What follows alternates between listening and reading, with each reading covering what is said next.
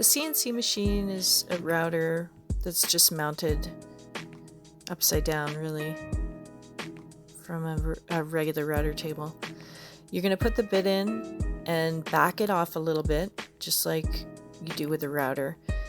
When you're spinning the collet tight with your fingers, make sure the shaft isn't moving with it. That way it'll tighten. And then you go in with the wrenches. There are two sides. One's a bigger side that goes on the bottom.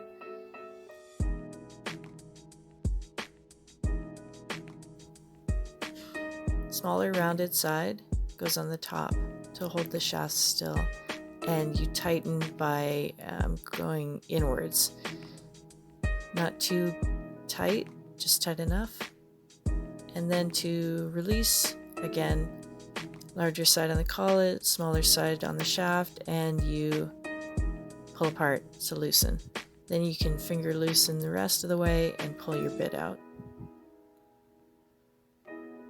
To change the collet size, this is a 1/4 inch here.